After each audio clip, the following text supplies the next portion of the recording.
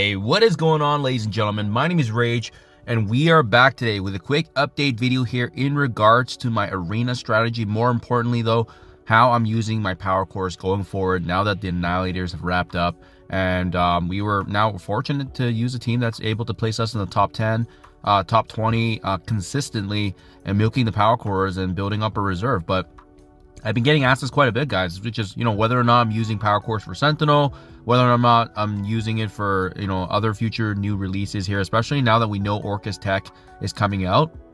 And as well as, obviously, Night Stalkers are right around the corner, right before potentially the next legendary coming to Marvel Strike Force. So, before I break down my conclusion for you guys, I do want to quickly just show you the result.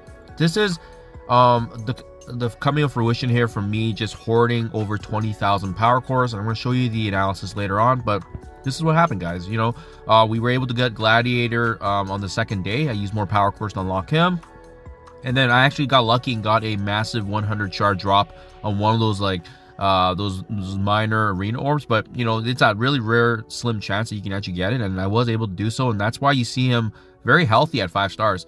Then we have Gore here.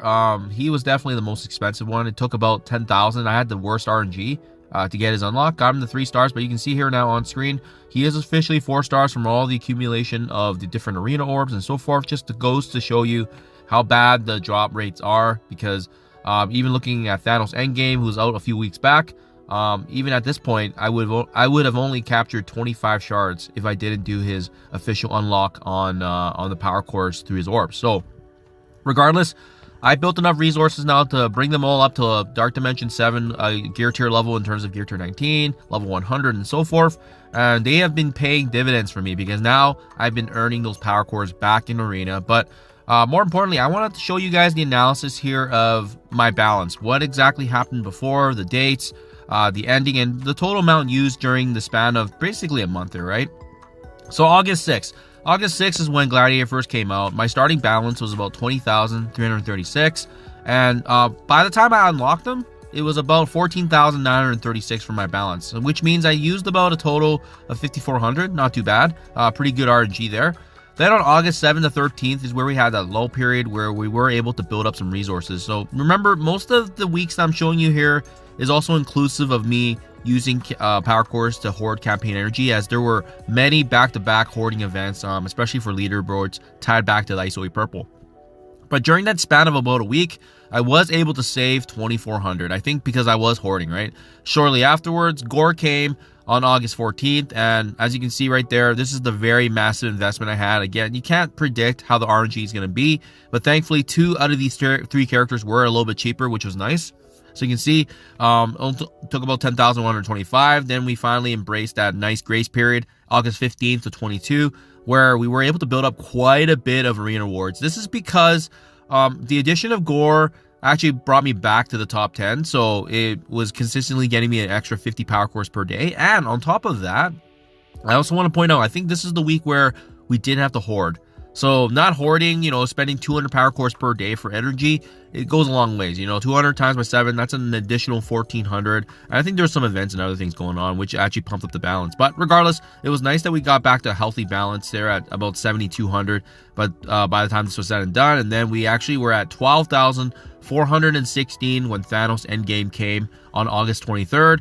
We waited a few days because there was actually a power core spending event, hence why some of the balances here can be skewed, especially that August 15th to 22 period. Now, Thanos Endgame, again, it's very super lucky, similar to Gladiator. I spent actually less than 5,000 power cores because we had like this massive 40 shard drop during the opening. And boom, there you have it. That is a grand total of 20,250 power cores utilized for the 3 characters in the span of a month. And as you can see, if we look at start to finish, I started off this power core usage at about 20,000, and now current day, I'm at about 9,300. So we lost about 55% of our power core supply from a month ago, but we gained 3 meta tunes that now are retaining that top position for us in Arena. And as you can see to the right, I just screenshotted some of the rewards, right? Typically, the top 10 is the 500 cores per day with the 10 orbs. And then shortly afterwards, I think top 20 is getting the 450. And then top 50 is getting 400 cores. And then it goes down beyond that. But I think if you're landing in the top 50, it's a very, very healthy place to be because you can build up a really good supply of power cores while also being engaged in activity. Now, back to the question that I've been getting nonstop is like whether or not I am using power cores for every single character. Well, first of all, guys, as you can see on the screen here, right, 20,000 power cores utilized for 3 characters in the span of a month. It's not sustainable. It's pretty hard, right? Clearly our balance is less than what we started a month ago. Even though we're getting good RNG and a mix of bad RNG. So even though we had a bit of the better RNG than bad, we still ended up with less than 50% with what we started. And for that reason, it's not sustainable. So I do want to talk to you guys about my plan moving forward. You can't unlock every new toon or team with cores. I think if you want to focus on every other team, I think it's possible because then that allows you to have that nice starting point of 20,000 plus again. And so I'm going to use that as a template going forward for character releases. But I also want to point out there's an alternate strategy. You can also just open partial orbs for every new toon. So that way, you can get a head start on every character unlock until the free-to-play event comes, which now looks like it's going to be pushed out to at least a month for every new character until their announcement is made officially to us. But that is a, all in or nothing strategy, or just dabble in everything. Completely up to you. Now, the only thing I will say is an exception is meta changers. If you guys recall, when Black Knight first came, he directly countered Super Scroll in the arena meta. Right away, I didn't care about the resources. I blew everything into trying to unlock Black Knight. I got lucky with the orbs, and that's really what kind of sparked my interest in using power cores as a really useful tool for preparing for new meta changes, and as well as obviously getting ready for new content.